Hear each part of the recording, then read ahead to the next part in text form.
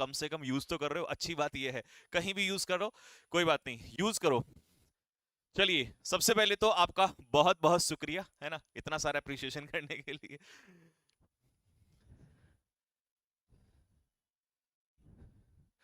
टोपी कहाँ गई? टोपी उड़ गई यार। मैं आ रहा था अभी रास्ते में ना, तो हवा चल रही है ना देहरादून में, और बारिश का मौसम बहुत खतरनाक बना हुआ है, तो देखो अब मैंने स्वेटर भी पहना हुआ है, तो ठंडा हो गया काफी। अभी रात को यहाँ से जाऊंगा ना, तो फिर ठंड लगती है, तो टोपी उड़ गई रास्ते में। ठीक, चलिए, पहला क्वेश्चन है आपका, दैट इज मोनोटोनस। क्या है मोनोटोनस?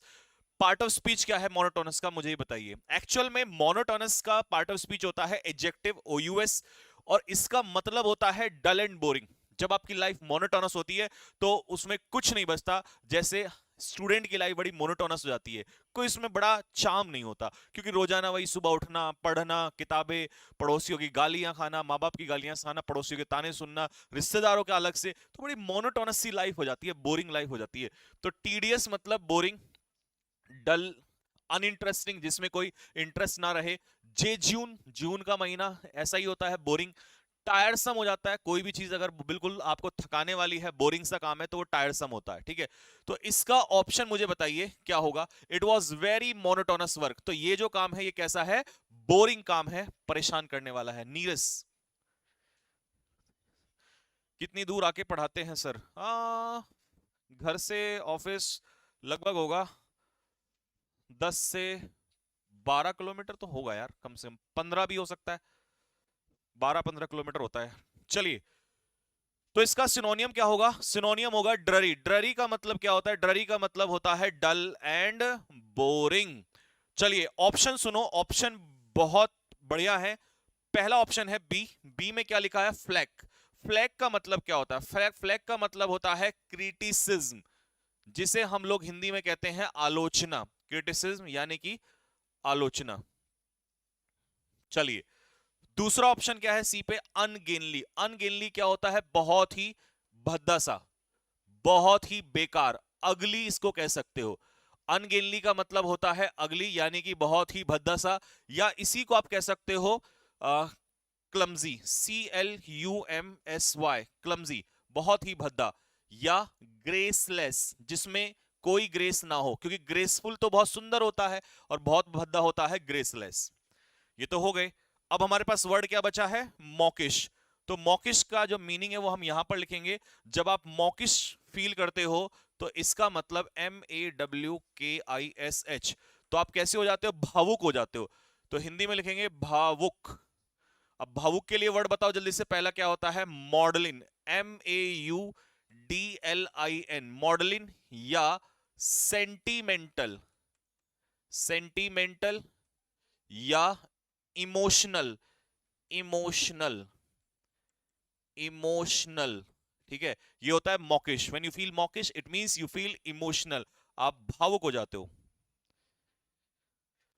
सर प्रिंट नहीं निकल पा रही है एप्लीकेशन से। हाँ भाई, निकल जाती है। हाँ निकल जाती है, ये तो कह रहा है बच्चा निकल जाती है। अगर कोई एक दो वो ऐसी होगी तो वो नहीं निकली होगी, आप बता देना, वो निकल जाएगी। कभी कभी स्कूटी से भी आ जाता हूँ मैं रात के टाइम पे ना। हाँ, हाँ? क्या?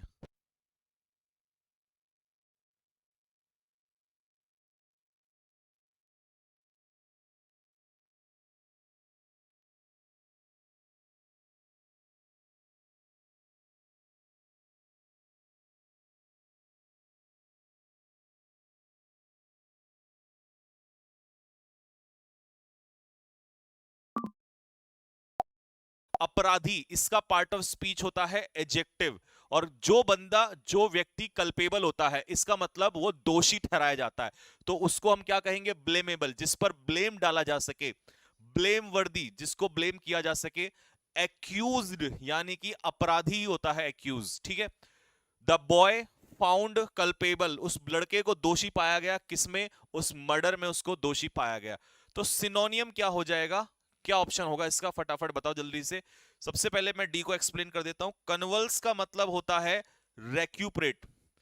रेक्यूपरेट, बीमारी से रेक्यूपरेट होना, यानी कि बीमारी से रिकवर होना, यानी कि ठीक होना, रेक्यूपरेट होना मतलब रिकवर होना, बीमारी से ठीक होना, ठीक है। चलिए, ओप्रोब्रियस क्या होता है, ओप्रोब्रियम क्या होता है? ओप्रोब्रियम होता है एक तरीके से क्या, ओप्रोब्रियम होता है आलोचना से भरा हुआ। तो ओप्रोब्रियस, सर्दी लग रही है क्या? हाँ जी बेटे जी, सर्दी लग रही है, क्यों नहीं लगेगी सर्दी? ओप्रोब्रियस होता है गाली गलौज से भरा हुआ, तो क्या हो जाएगा? एब्यूजिव। ओप्रोब्रियस हो जाता है एब्यूजिव, या इसी को हम लोग कह सकते हैं डेरोगेटरी, DEROGATORY, या आलोचनाओं से भरा हुआ, क्रिटिकल, आलोचनाओं से भरा हुआ, दैट इज कॉल्ड ओप्रोब्रियस। अब सिनोनियम तो इसका गिल्टी हो जाएगा, लेकिन प्रीवेरिकेट क्या होता है? प्रीवेरिकेट होता है अवॉइड, अवॉइड बचना, लेकिन ब्रैकेट में लिख देता हूं गिविंग रिप्लाई, जवाब देने से बचना। पॉलिटिशियंस बहुत करते हैं, उनसे सीधा क्वेश्चन पूछो घुमा के बोलेंगे, अवॉइड करते हैं, सीधा सीधा जवाब नहीं देते, तो they do what, they prevaricate the answer, उसको बचते हैं। तो इसका अवॉइड का सिनोनियम तो आपको पता ही है क्या होता है, इवेड लिख सकते हो इसके लिए, ठीक है, डॉज लिख सकते हो, या शन भी लिख सकते हो। शन का मतलब भी क्या होता है? बचना, किसी चीज को अवॉइड करना। तो ये इसका आंसर होगा।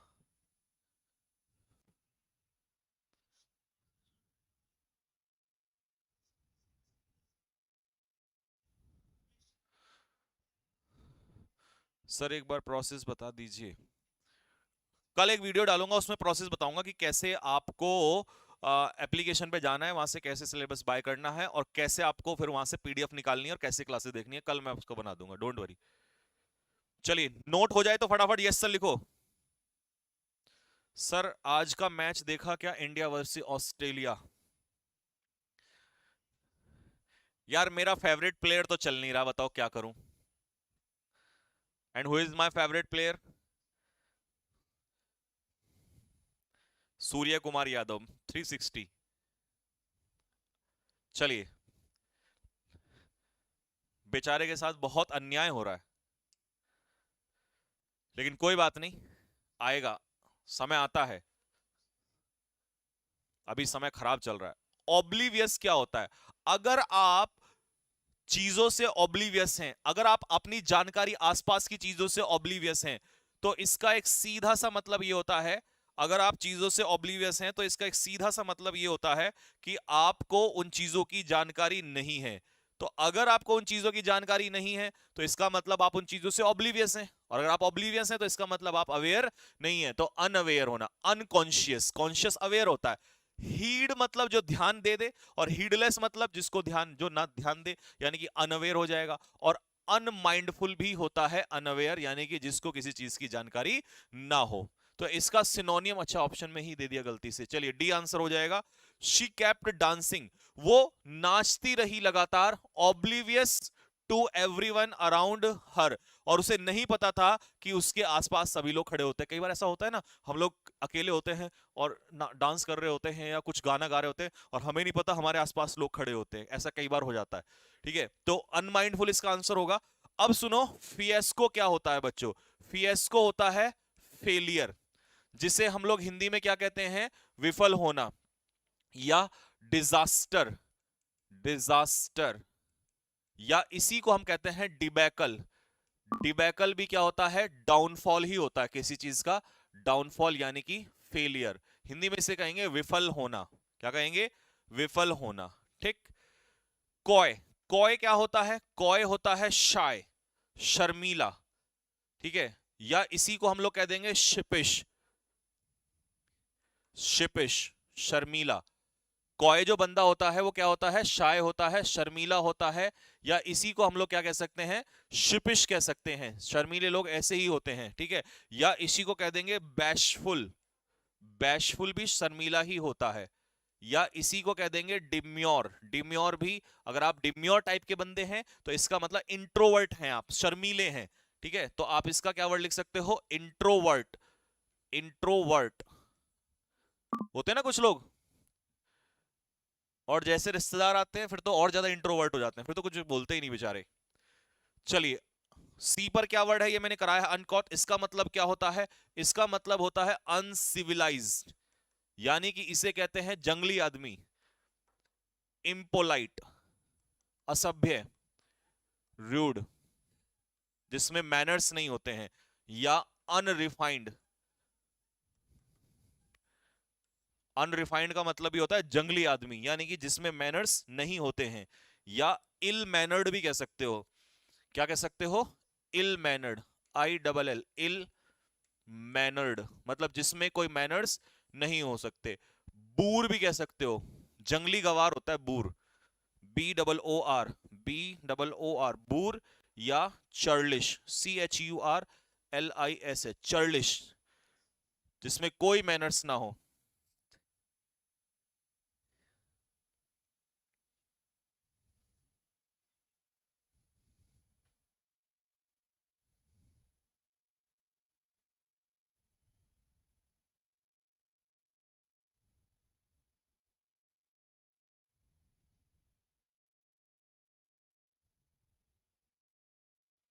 सर खाटू श्याम आ जाओ ना, दिल से स्वागत करूंगा आपका। ओके सर, सुन लो, इग्नोर कर रहे हो। चलो सुन ली बस। और जब मैं आऊंगा ना, और तब तुम नहीं मिले, तो बेटे वहीं जूता निकाल के ना तुम्हारे सर पे घुमाएंगे हम, ऐसे। चलो कमेंट बॉक्स में लिखो फटाफट जल्दी से, अगर कॉपी कर लिया आप लोगों ने।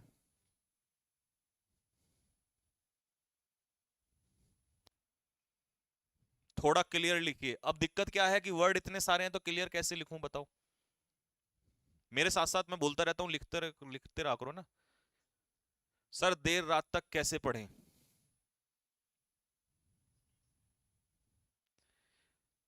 यार एक्चुअल में मुझे ऐसा लगता है कि देर रात तक पढ़ने के लिए अगर तुम्हें वीडियो मोटिवेशन वगैरह, तो उससे तो कुछ होने वाला नहीं है। मेरे पास एक उपाय है जो मैं अपने समय में यूज करता था, बट उसे मैं तुम्हें अभी नहीं बताऊंगा इस छोटी सी उसमें।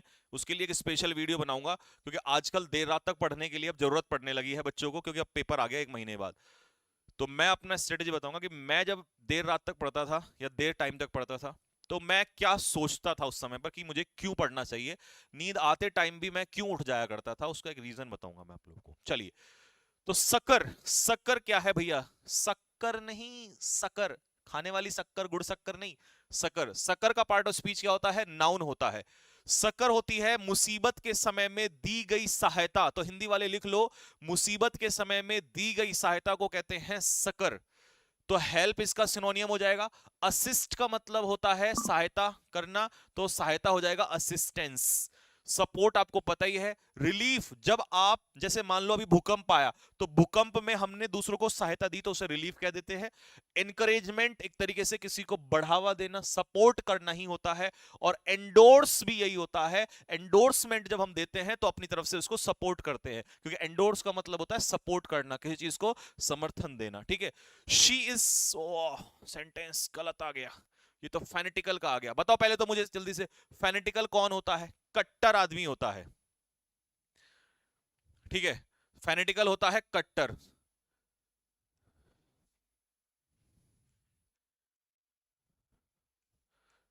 We should provide ample succor to the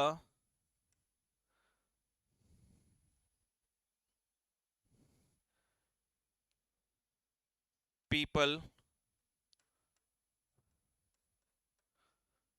या to the victim of earthquake। चलो ये सेंटेंस लिखो फटाफट, ये तुम्हारे लिए सेंटेंस है। और इस सेंटेंस का हिंदी अर्थ भी बताना मुझे। We should provide ample succour, तो पहले तो एम्पल का मतलब बताओ, फिर सकर का मतलब बताओ, और फिर विक्टिम कौन होते हैं, फिर मुझे विक्टिम। तीन वो कैब है इसमें। बताओ इस सेंटेंस का अर्थ क्या होगा? फेनेटिकल तो छोड़ दो, फेनेटिकल तो मुझे पता है तुमने लिख दिया होगा। फेनेटिकल होता है बायगट। बायगट का मतलब क्या होता है? कट्टर।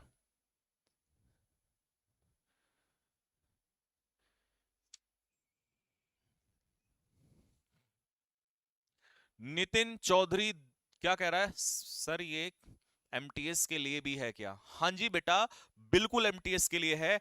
तुम एमटीएस के लिए पढ़ो, अगर तुम्हारा एमटीएस में नंबर ना आए तो मुझे बोल के जाना, और अगर आए तो मिठाई का डब्बर यहीं दे के जाना, तुम्हें कसम है, कसम है तुम्हें। और नहीं आए तो गाली भी दे के जाना, ये भी शर्त है। पढ़ो। और मॉक टेस्ट सीरीज स्टार्ट हो रही है एमटीएस के लिए भी, सीएचएसएल के लिए भी, सीजीएल के लिए भी, और एनडीए के लिए भी। एक महीना कर लो और फिर मैं दोनों चीजें लेने को तैयार हूं, गालियां भी, और अगर मैं फेल हो जाता हूं तो गालियां भी सुनने को तैयार हूं, और अगर मैं मेहनत करके तुम्हें सेलेक्ट करा देता हूं तो मुझे फिर मिठाई का डब्बा भी चाहिए, ठीक है? चलो, तो इसका सिनोनियम क्या होगा बेटा? इसका सिनोनियम क्या हो? एंटोनियम। तो ये जब हेल्प है तो उल्टा हो जाएगा हेल्प ना करना, और जब हम किसी की हेल्प नहीं करते हैं तो रुकावटें पैदा करते हैं, और इसका हो जाएगा हिंड्रेंस। हिंड्रेंस का हिंदी वाले अर्थ लिख सकते हैं, इंग्लिश वालों को तो समझ में आ गया होगा, रुकावट, किसी काम में डालना, रुकावट।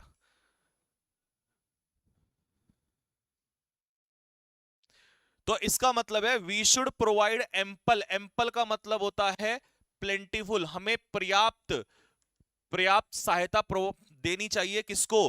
अर्थक्वेक के पीड़ितों को। विक्टिम होता है पीड़ित, जो अर्थक्वेक में पीड़ित हुए हैं। आपने देखा टर्की में हुआ था, कहां पे आया था, हमने वहां भी उनको हेल्प दी थी।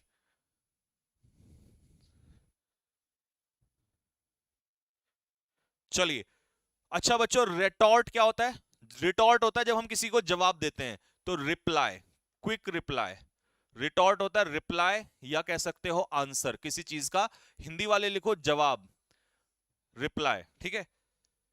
रिक्विजिट क्या होता है? रिक्विजिट होता है हिंदी में इसे कहते हैं आवश्यक, आवश्यक, जरूरी, ठीक है जी, आवश्यक या जरूरी।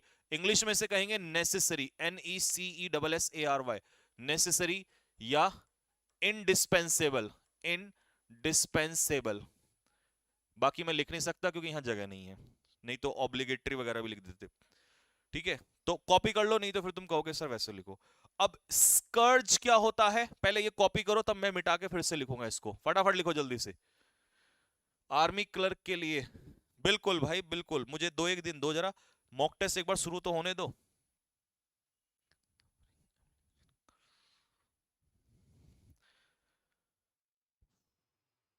चलिए, अब मैं ये रिटॉर्ट वाला हटाऊं क्या यहां से, यही लिख देता हूं। स्कर्ज होता है किसी चीज का रिजल्ट, यानी कि लेकिन बुरा रिजल्ट, तो इसे हम लोग कहते हैं नेमेसिस। नेमेसिस मतलब बुरे कर्म का फल, हिंदी वाले लिखो बुरे कर्मों का फल, ये कहलाता है स्कर्ज। तो नेमेसिस इसका आंसर हो जाएगा। श्राप, कर्स, कर्स इसका आंसर हो जाएगा। या बेन, आपने सुना होगा बून और बेन, वरदान और श्राप, तो इसे श्राप भी कह सकते हैं एक तरीके से, या एक तरीके से मुसीबत। तो ये हो जाएगा, इसका एक और वर्ड लिख लो, एफ्लिक्शन, AFFLICTION, एफ्लिक्शन भी यही होता है। चलिए सर, शादी में दावत खिला देना, पहले शादी तो हो जाने दो, दावत पहले खा लो, घर बसा नहीं। कैसे है वो कहावत, ये खोलना जरा, पूरा इधर ही वाला, बस बस। पेन का कलर चेंज, ओके।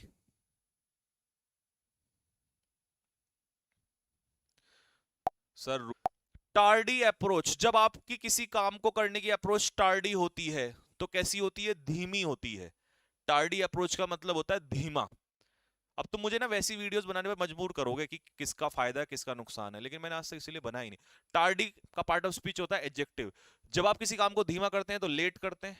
अनपंक्चुअल, पंक्चुअल का मतलब होता है किसी काम को रेगुलर करना, टाइम से करना, लेकिन ये डिले हो जाता है।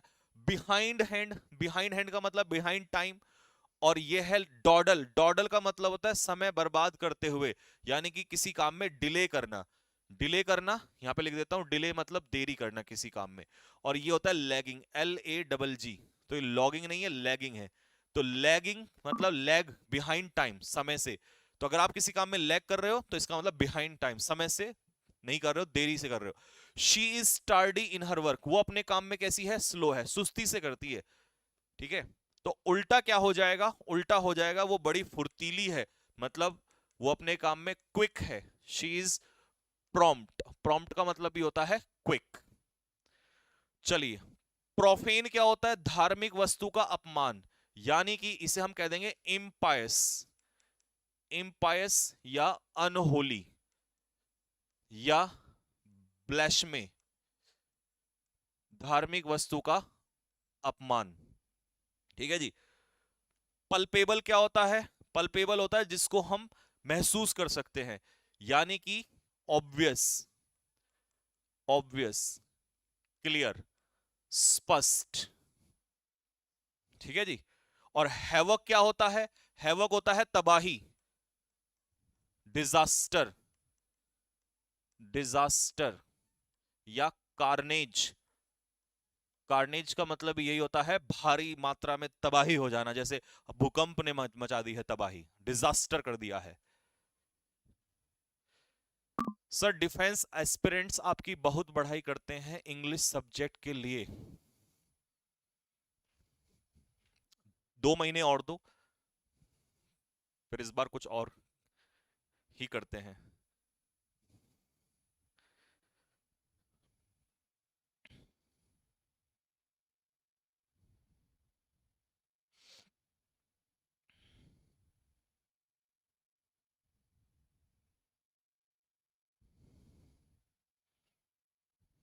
चलिए, हो गया।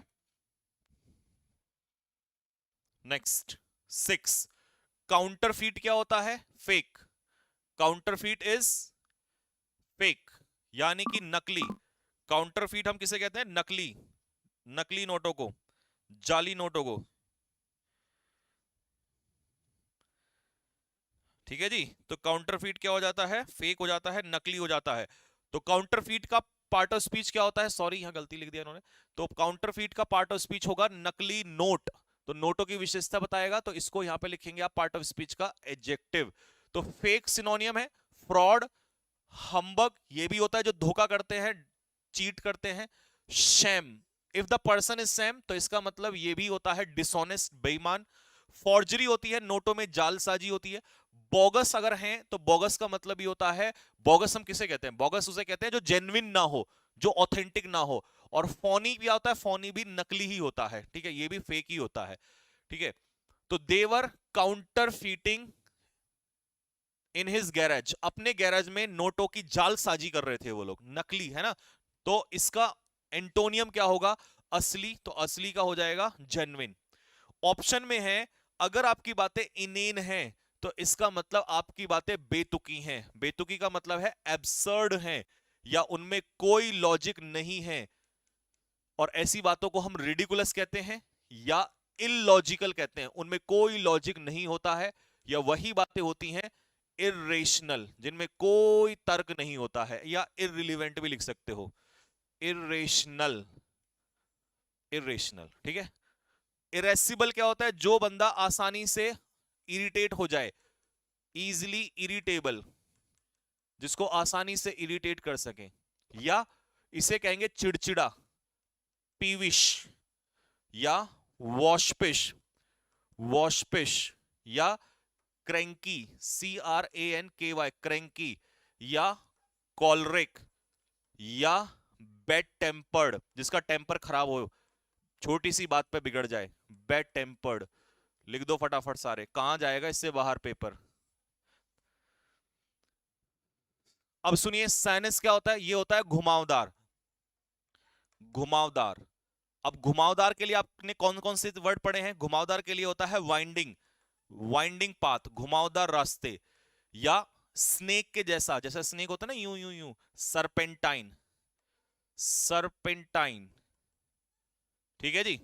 या इसी को कह देंगे मेज, MAZE, वो भी कैसे होते हैं? जिगजैग रास्ते, घुमावदारी होते हैं। ठीक है। तो ये हो जाएगा साइनस। उल्टा पूछेगा तो स्ट्रेट, बिल्कुल सीधा, स्ट्रेट। बैड टेम्पर, बेटा बैड की स्पेलिंग बिस्तर वाली नहीं होगी, BAD होगा। हम्म।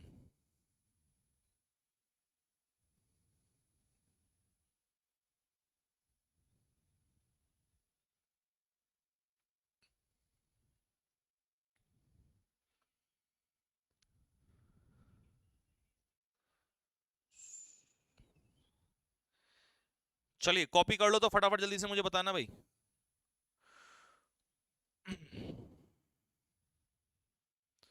कॉपी कर लो तो तुरंत लिखना यस सर।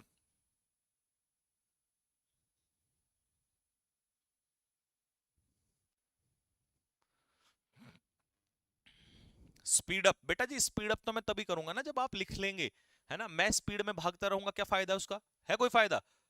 आप लिखोगे कमेंट में यस सर लिख लिया है हमने, तभी तो बेटा जी लिखूंगा मैं। हाँ लिखो फटाफट जल्दी से।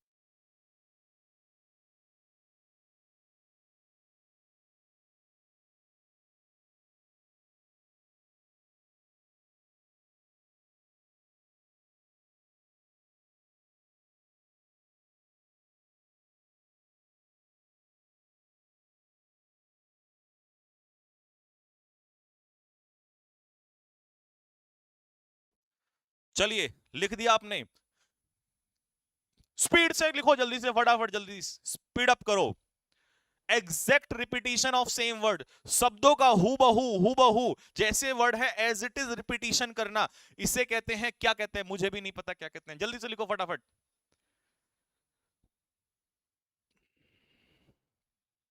जल्दी। हाइपरबोल क्या होता है, हाइपरबोल होता है एग्जेग्रेट, बढ़ा चढ़ाकर, एग्जेग्रेट यानी कि बढ़ा चढ़ाकर, हिंदी वाले लिखो बढ़ा चढ़ाकर, बढ़ा चढ़ाकर बोलना किसी चीज को, ये होता है एग्जेग्रेशन। हैरेंग क्या होता है, एन एंग्री स्पीच, गुस्से में दिया गया भाषण, ये कहलाता है, लिखो हिंदी वाले गुस्से में दिया गया भाषण। हाइम क्या होता है, ये होता है धार्मिक गीत, अ रिलीजियस सॉन्ग, क्या होता है, अ रिलीजियस सॉन्ग, धार्मिक गीत, आंसर होगा इसका वर्बेटिम। लिखो जल्दी से फटाफट, जल्दी जल्दी जल्दी। अर्थक्वेक का अध्ययन पेपर में आने के चांसेस हैं, क्योंकि अर्थक्वेक आ रहा है लगातार पिछले एक साल से, तो इसका आंसर मुझे बताओ। न्यूरोलॉजी क्या होता है, study of, study of nerves, nerves और उनकी डिजीज के बारे में, उनके ऊपर नर्वस सिस्टम के बारे में। जाइमोलॉजी क्या होता है, स्टडी ऑफ एंजाइम्स, एंजाइम्स का अध्ययन। और पैथोलॉजी क्या होता है, स्टडी ऑफ डिजीजेस, यानी कि पैथोलॉजी लैब में आप जाते हो तो बीमारी का पता करते हैं, तो इसका आंसर क्या हो जाएगा, सिस्मोलॉजी, क्या हो जाएगा,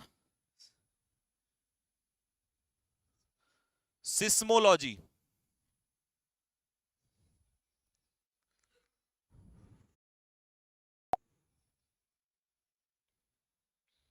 seismology, that can not be captured, जिसे पकड़ा नहीं जा सकता, जिसे कैप्चर नहीं किया जा सकता,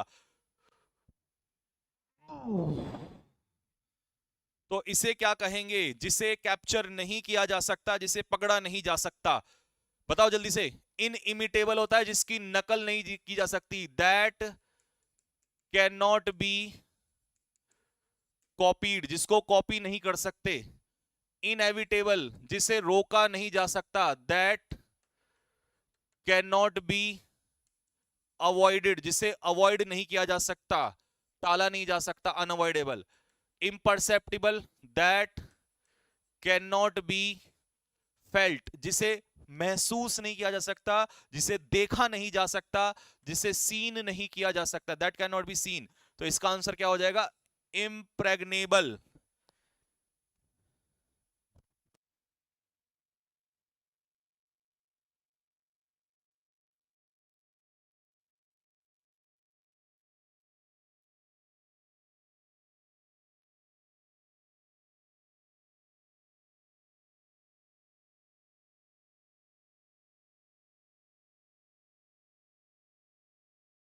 मीडियम, अनऑक्यूपाइड, अगर कोई बंदा किसी काम में लिप्त नहीं है, मतलब अगर कोई बंदा कामकाज नहीं रखता है तो उसे कहते हैं एट अ लूज एंड।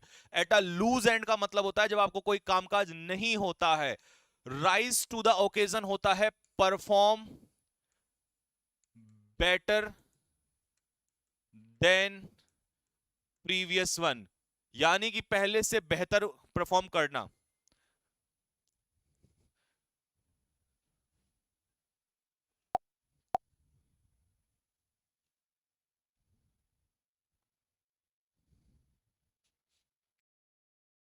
गलत कैसे हो गया ये वाला? कल पेन का कलर चेंज। चलिए नेक्स्ट, अगला क्वेश्चन।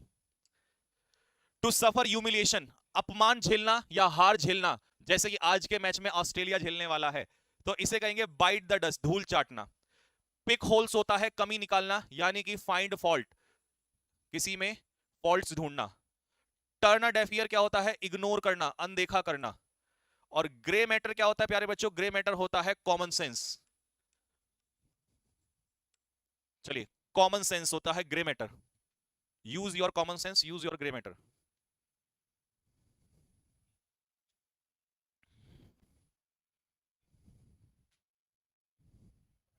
पेन का कलर बेटा चेंज तो कर दिया।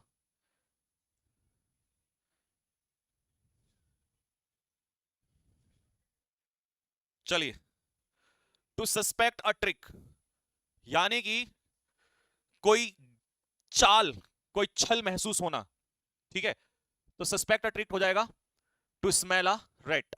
मूव हेवन एंड अर्थ का मतलब होता है ट्राई एवरी पॉसिबल एफर्ट, हर संभव प्रयास लगाना किसी चीज पर। डाई इन हार्नेस होता है नौकरी में रहते रहते मृत्यु होना, डायल वाइल वर्किंग, या प्रोफेशन भी कह सकते हो, जॉब में रहते रहते मृत्यु होना। टू सिट ऑन फेंस, जब आप फेंस पे बैठते हो ना बेटा, तो इसका मतलब होता है, जब आप फेंस पर बैठते हो तो इसका मतलब होता है कि आप कोई पॉइंट डिसाइड नहीं करते और आप किसी का भी पक्ष नहीं लेते। तो नॉट टू डिसाइड, मैं फेंस पर बैठ गया हूं ना, मैं इधर जाऊंगा ना मैं उधर जाऊंगा, यानी कि किसी का भी पक्ष ना लेना। जिसकी हैंडराइटिंग समझ में आए, समझ में आने वाली हैंडराइटिंग।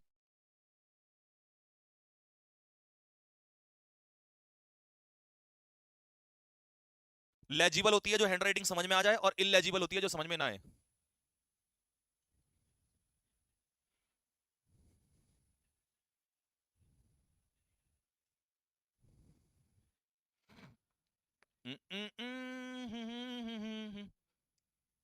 चलिए, स्पेलिंग एरर, फटाफट जल्दी से स्पेलिंग बताइए मुझे, किसकी स्पेलिंग इसमें से सही है? कॉटरे की सही स्पेलिंग क्या होगी? हाँ जी, कॉटरे की। बजटरी की स्पेलिंग बताओ, कौन सी स्पेलिंग सही है? कॉटरे होता है, बता दूं आपको, ग्रुप ऑफ पीपल हैविंग समान इंटरेस्ट, कॉमन इंटरेस्ट, जिन लोगों का समूह एक ही चीज में होता है उसके ग्रुप को कहते हैं कॉटरे। और बजटरी क्या होता है? रिलेटेड टू बजट, बजट से संबंधित। तो दोनों की स्पेलिंग बताओ, ये तो आसान है, बजटरी तो रिलेटेड टू बजट। तो पहले का आंसर क्या हो जाएगा? ए। और दूसरे का आंसर क्या हो जाएगा? बी। बजट से बना है बजटरी। नेक्स्ट, इनमें से किसकी स्पेलिंग सही है? बताओ, किसकी स्पेलिंग सही है? बताओ।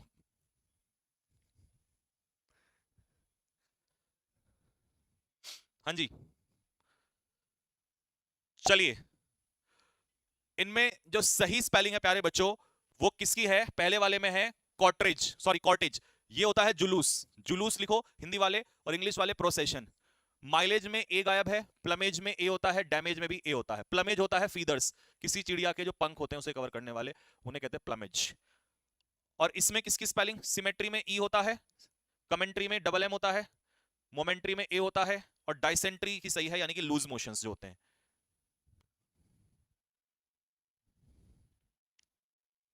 फाइनल कट ऑफ का पोल भी करवाएंगे बेटे।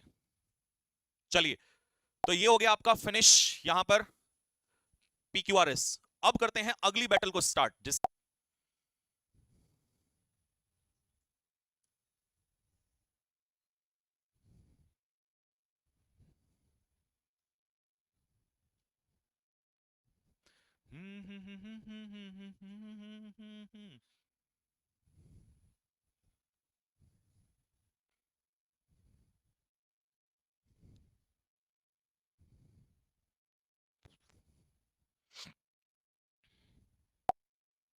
आ गया हु, जो कि बहुत कॉम्पिटेंट था अपने प्रोफेशन में, did not like the behaviour of the patient, जब उन्होंने अपने एक दूसरे के बारे में बातचीत की। तो आंसर क्या हो जाएगा? सी आंसर हो जाएगा। Next, she was an old women.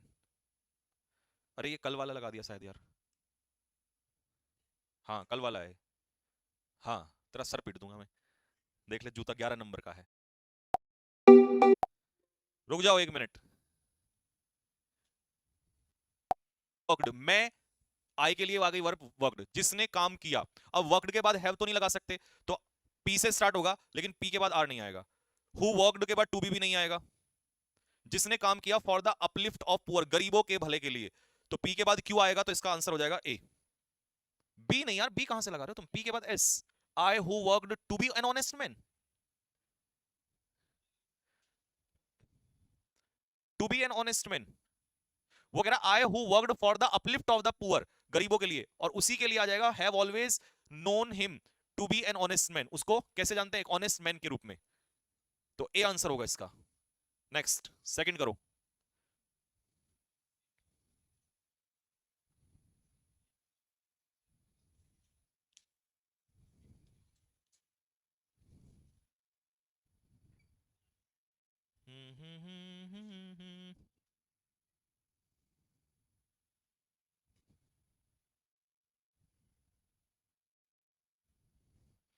हाँ जी,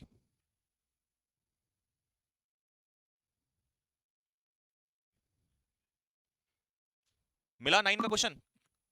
देखो, सबसे पहले हम इसमें सब्जेक्ट उठाएंगे, तो सब्जेक्ट उठेगा यूनियन कैबिनेट का approval of the bill against, किसके अगेंस्ट, तो बिल अगेंस्ट था डोमेस्टिक वायलेंस के against, is a step against, ये एक स्टेप है किसके विरुद्ध, जो असॉल्ट होते हैं महिलाओं के प्रति। तो इसका आंसर क्या हो जाना था, सी आंसर होना था। चेक करो अपना। Next.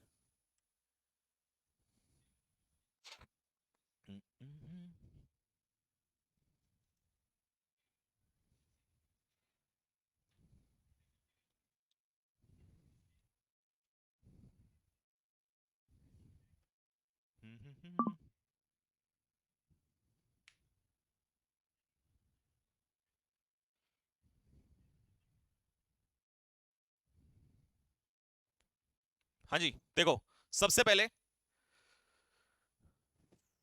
P Q R S अलग अलग दिए हुए हैं, तो सबसे पहले क्या उठाएंगे इसमें, शोड दैट से तो स्टार्ट नहीं होगा, तो पी से तो स्टार्ट नहीं होगा, दो ऑप्शन खत्म हो जाएंगे। सब्जेक्ट क्या होगा इसमें, the rise of Japan, Japan का जो उदय हुआ है, तो क्यू के बाद आर, क्यू के बाद आर, डी आंसर होगा। नेक्स्ट, 7, ये द अलग है यहां पर, इसके बाद पी क्यू आर और एस।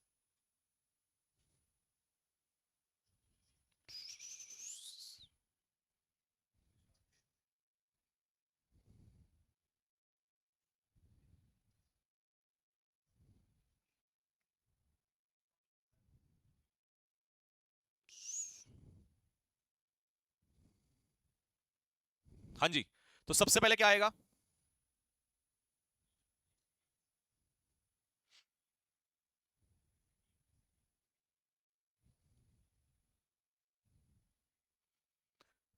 मिला भाई, या तो पी से या क्यू से, क्यू से तो स्टार्ट ही नहीं होगा, ऑफ योर एनिमीज आएगा या आर, ये देखने वाली बात है। तो द सुप्रीम एक्सीलेंस, क्या है सुप्रीम एक्सीलेंस, सुप्रीम एक्सीलेंस है is to subdue the armies, army को हराना, दबाना, किसकी आर्मी को, ऑफ योर एनिमीज, अपने दुश्मन की आर्मी को।